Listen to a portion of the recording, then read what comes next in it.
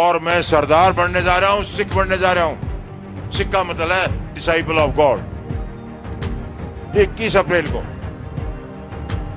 अप्रैल को मैं सिख धर्म अपनाऊंगा परिवार के साथ। उस दिन धन्ना भगत का जन्मदिन है।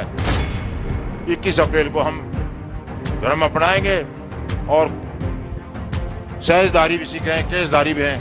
मैं बनूंगा अमृतधारी। वो वाकई में हमसे आगे हैं और हरियाणा वालों को उन्होंने बताया।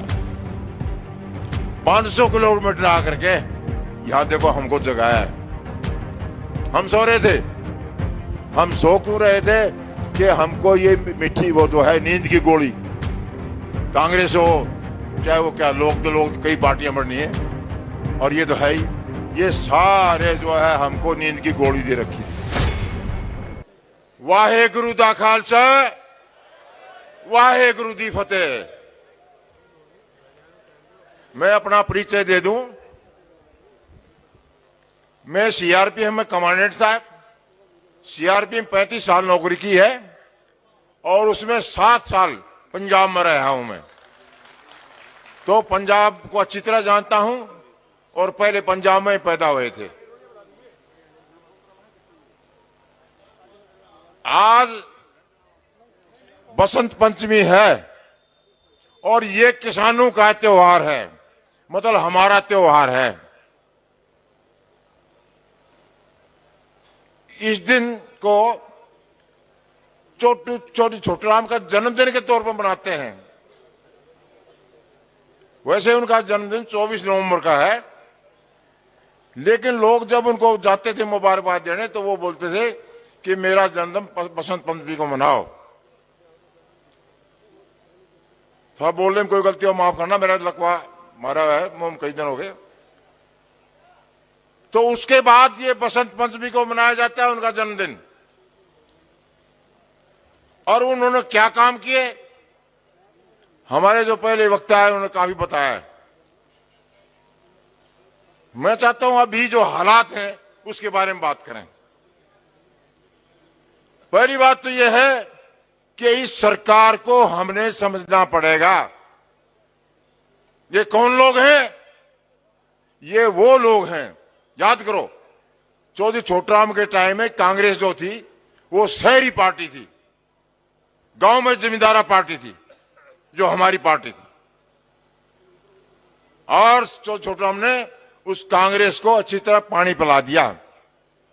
हरियाणवी स्टाइल में बोलते हैं, अच्छी तरह पानी पिला दिया कांग्रेस को। और 20 साल तक उन्होंने राज किया पंजाब पर, ज्वाइंट पंजाब पर। पूरा एक पंजाब था, पाकिस्तान का पंजाब, हमारा आज का पंजाब, हरियाणा, हिमाचल भी था उसी में। 20 साल तक उस पार्टी ने राज किया और इनको चने चबा दिए कांग्रेसियों को। क्यों? उनकी लड़ाई कांग्रेस के साथ थी। आज कांग्रेस हमारे साथ है। मैं किसी पार्टी का चेला नहीं हूं। आज कांग्रेस पार्टी हमारे साथ है, लेकिन वो ये तो बताएं कि 60 साल के उनके राज में कौन सा उन्होंने कानून बनाया हमारे लिए। 50-60 साल राज किया है, उसमें एक भी कानून बता दे वो कि ये बनाया किसानों के लिए। वो स्वामीनाथन ने किया था सर्वे, रिपोर्ट बनाई कमीशन ने, उसको भी लागू नहीं किया इन लोगों ने। अभी हमारे साथ चल रहे हैं कि चारों तरफ से मुंह के ऊपर पड़ी ने जब ये हमारे साथ आए कांग्रेसी। अब रही बात बीजेपी। बीजेपी क्या है समझ लो। बीजेपी चौधरी छोटूराम के टाइम में ये सारे सूदखोर थे। इनके बाप दादे सूदखोर थे और हम जब इनसे सूद लेते थे ये ब्याज लगाते थे। हम जब ब्याज वगैरह वापस नहीं दे पाते थे ये हमारी जमीन को हड़पते थे, खेती नहीं करते थे। ज्यादा उनकी औलाद आज बम्बे में बैठी है। बम्बे उनके 5-5 मंजिल के सिंध में और दूसरी जगह में उनकी बड़ी बड़ी हेलवेलियां हैं, उन्हीं सूदखोरों की। अब वो आदमी आ गए इस सरकार में। मैं उदाहरण दूंगा आपको। कि जब ये सरकार आई तो हम अफसर रिटायर हुए, इनकम टैक्स देना पड़ता है। हम 31 मार्च को इनकम टैक्स भरते थे, 10,000 20,000 जो भी आता था। जब से ये सरकार आई, सूदखोर ये पहले ही काट लेते हैं सूद, उसको इनकम टैक्स को। हमारी जो पेंशन है, जो जानते होंगे और भी होंगे यहाँ बहुत आदमी, कि पहले ही काट लेते हैं लोग या पार्टी या सरकार। तो ये वो लोग हैं जिन्होंने सूदखोरी की पंजाब में, उनमें से उनके बाप दादू ने, और वो काम हमारे साथ इन्होंने शुरू कर दिया। चौधरी छोटूराम ने कानून बनवाए, 1935 में कई कानून बनाए, उनको बदला इन्होंने। और ये 3 कानून बनाए हैं, ये वो है कानून समांतवादी कानून है। ये 3 कानून ऐसे हैं जिनके जरिए जो पहले चलते थे 1920 से पहले, वही जो है कानून लागू कर रहे हैं पुराने, और उसमें हमारी जमीन आस्ते आस्ते जाएगी, बड़े तरीके से जाएगी। ये मत समझना, ये जानते हैं कि जमीन के लिए हम आपस में भाई को मार देते हैं, ये जानते हैं, लेकिन बड़े तरीके से हमारे जमीन खोसेंगे, छीनेंगे, और हमको मालूम नहीं पड़ेगा। हमारी जो औलाद है, बच्चे हैं, उनको मालूम पड़ेगा क्या हो गया। अभी दुनिया भर के तरक देते हैं ये सरकार। बोलो, आपने सुना होगा टीवी के ऊपर भी, बोला ये कानून जो है ऑप्शनल है, मर्जी के हैं, मानो ना मानो। ऐसा कोई कानून नहीं होता जो मर्जी का होता है। सरकार कानून इसलिए बनाती है कि मानना पड़ता है, मानना चाहिए, लेकिन हमारे फेवर में नहीं है, इसलिए हम इसको मानना नहीं चाहते। हमारे कुछ आदमी जो नेता हैं किसानों के, वो समझदार हैं, उन्होंने अच्छी तरह से इसको पढ़ा और जाना, अभी हमारे सामने ले आए। नहीं तो हम कुछ नहीं जानते, हम जानते नहीं है जब तक हमको दूसरा नहीं बताता है। और मैं बड़ा स्पष्ट कहना चाहूंगा कि पंजाब के जो किसान हैं वो वाकई में हमसे आगे हैं, और हरियाणा वालों को उन्होंने बताया। 500 किलोमीटर आकर के यहां देखो हमको जगाया है। हम सो रहे थे, हम सो क्यों रहे थे कि हमको ये मीठी वो जो है नींद की गोली, कांग्रेस हो चाहे वो क्या, लोग तो कई पार्टियां बढ़नी है, और ये तो है ही, ये सारे जो है हमको नींद की गोली दे रखी थी। अभी थोड़ा सा जागे हम और आगे बढ़ रहे हैं। अब मैं एक बात करना चाहूंगा लास्ट में, कि 26 जनवरी को हमारे पास मौका था। 26 जनवरी को हम इनको सिखा देते कि आंदोलन क्या होता है, लेकिन हमारे नेता इनके ऊपर विश्वास कर लिया। इन लोगों पर विश्वास कर लिया कि हमारी सुनेंगे, हम रैली निकालेंगे, ट्रैक्टर रैली निकालेंगे, परेड निकालेंगे, और ये हमारी बात सुनेंगे। लाखों ट्रैक्टर बनवा लिए। क्यों? हम इन लोगों को समझ नहीं पाए। मैं बताया, ये उन्हीं लोगों की संतान है जिन्होंने हमारे पूर्वजों को भिखारी बना दिया था। उन्हीं की संतान है ये लोग।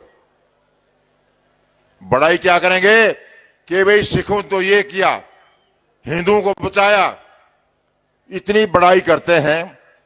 क्या कभी सोचा कि सिख 500 किलोमीटर से यहां करके और ये मांग कर रहे हैं, बच्चे आए हुए हैं, औरतें हैं, सर्दी में, अब तो नहीं रही है सर्दी, दिसंबर में बड़ी सर्दी थी, हमारा घर से निकलने को दिल ही नहीं करता था, हिम्मत नहीं पड़ती थी। और उसके बारे में क्या दिए, क्या बोला इन्होंने, क्या बोला? आंदोलनजीवी। आंदोलनजीवी का मतलब परजीवी, परजीवी का मतलब होता है दूसरे के ऊपर खाता है, दूसरे का।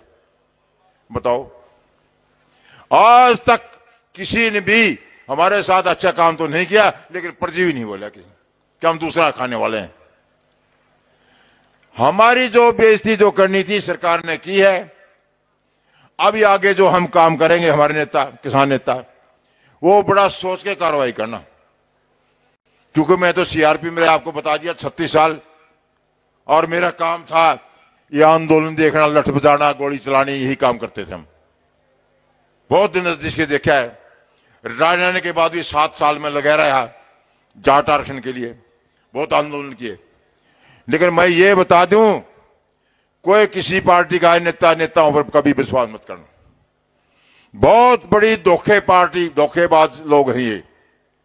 चाहे कोई मेरा चाचा हो, ताऊ हो, कोई भी हो, इनकी शिक्षा ऐसी है, विश्वास करने लायक नहीं होते लोग। मैं बताऊंगा तो बहुत बात है मेरे पास इस बात को प्रूव करने के लिए, लेकिन वो बताना नहीं चाहता मैं अभी। अब मैं भाइयों से, मेरे किसान नेताओं से अपील करता हूं कि जो रेल रोके, ये जो भी है, ये बड़ा प्लानिंग करो और फिर पक्के हो जाओ उस पर कि हमने ये करना है, इसके बदले में हमको जान देनी पड़ेगी तो भी देंगे, हटना नहीं। पीछे हट गया मर गए। पीछे हटने से कभी हमारे पर विश्वास नहीं करें, न हमसे डरेंगे। अभी भी नहीं डरते, क्यों? जानते हैं कि यहां पढ़े 2-4 महीना, 6 महीना पढ़ के वापस निकल जाएंगे। ये सोच रही है सरकार। बिल्कुल दया नहीं है इस सरकार को, दया नाम की कोई चीज नहीं है। तो इसलिए जो प्लानिंग करते हो, जो भी रेल रोको, जो भी करते हो, बड़ा ठोस तरीके करना, सोच विचार करके करना। सफलता जरूर मिलती है इरादों के ऊपर, बाकी जो है इन लोगों को एहसास नहीं है, ये झूठ बोलते हैं। मोदी साहब अभी 7 साल से देश के प्राइम मिनिस्टर हैं। 1 मिनट और बोलूंगा बस। प्राइम मिनिस्टर हैं, उससे पहले सीएम थे वो गुजरात के। उससे पहले हिंदू धर्म के प्रचारक थे। यही बेड़ा होगा, ये आई बी का आदमी, नोट कर लेना भाई। वो हिंदू धर्म का प्रचारक था मोदी साहब, हिंदू धर्म का प्रचार करता था। और 95 में सुप्रीम कोर्ट में डिसीजन दे दिया, हिंदू कोई धर्म नहीं है दुनिया में। पता नहीं आप लोगों मेरे ख्याल में 95 में फैसला दे दिया कि हिंदू कोई भी धर्म नहीं, ये तो एक जीना का तरीका है, धर्म नहीं है।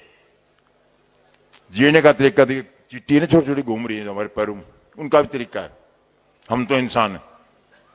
तो मोदी जो किया है, हिंदू धर्म का बेड़ा गर्क कर दिया इन्होंने। अभी देश का बेड़ा गर्क करेंगे, आपके सामने आएगा, देखना। लेकिन प्रचार, ये मदारी लोग हैं, ये प्रचार इतना करते हैं कि आम आदमी समझेगा नहीं। वो समझेगा अच्छे दिन आएंगे। अभी बैठे हैं इंतजार में हम लोग, अच्छे दिन आएंगे। कब आएंगे वो? पूरा पंजाब यहां सर्दी में, बरसात में यहां पड़ा है, ये अच्छे दिन है? क्या उसकी इज्जत खराब हो जाएगी? प्राइम मिनिस्टर को इज्जत खराब है इसमें? खुद बोला है कि कानून ऑप्शनल है और ये सब्जेक्ट भी स्टेट का है। बताओ काय के लिए इसमें वो जबरदस्ती कर रहा है, और उसकी बगैर कोई चलती नहीं किसी की। ये है, इसको बोलते हैं मूक डिक्टेटरशिप, तानाशाही है ये। तो इस तानाशाही से हमने लड़ना है, और हम इस तानाशाही से लड़ सकते हैं जब हम एक रहेंगे। हम बीच में प्रचार होता है बार बार तोड़ने का। हमने किसान आंदोलन को तोड़ने का बहुत प्रचार हो रहा है, आपने देखा होगा। उसको समझना है। मैं एक बात और करना चाहूंगा जो दिल में लगी है। मैं 7वीं कक्षा से बीड़ी सिगरेट स्मोकिंग कर रहा हूं, हुक्का पिया, सिगरेट, बीड़ी, कोई बीड़ी सिगरेट नहीं छोड़ी मैंने देश में। क्यों? सब स्टेटों में रहे।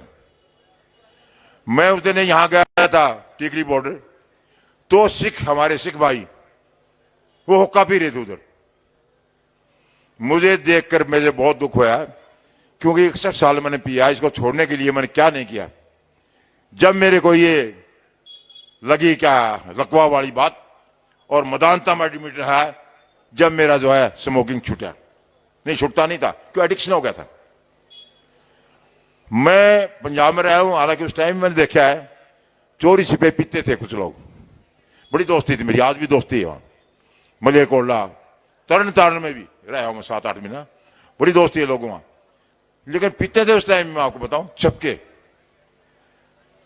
तो मैं बोलता था भाई तुम छोड़ोगे नहीं, यार दोस्त थे वो।